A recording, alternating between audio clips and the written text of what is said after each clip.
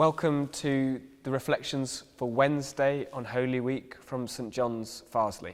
Reading from John chapter 16, verses 20 to 23. Very truly I tell you, you will weep and mourn while the world rejoices. You will grieve, but your grief will turn to joy. A woman giving birth to a child has pain because her time has come, but when her baby is born, she forgets the anguish because of her joy that a child is born into the world.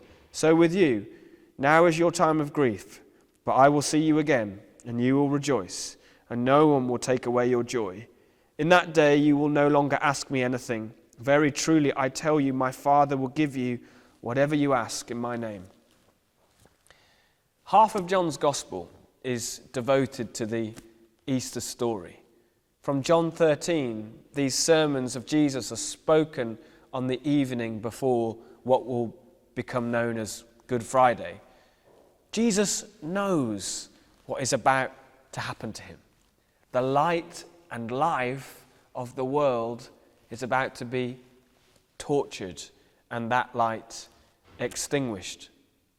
Think about a time in your life where you were dealing with the crushing feeling of disappointment. Jesus knows how this is going to affect his followers.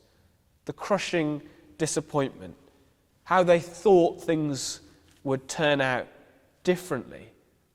Jesus' words here echo a sentiment from the Psalms in the Old Testament. Though weeping may remain through the night, joy comes in the morning. And then it's picked up again in the writer of Hebrews.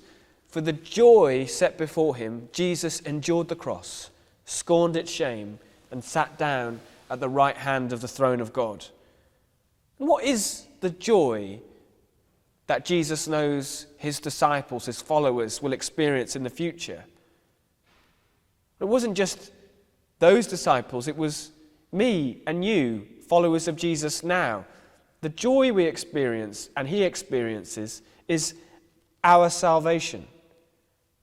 I was asked this week by a child, why did Jesus have to die? Why did Jesus have to die?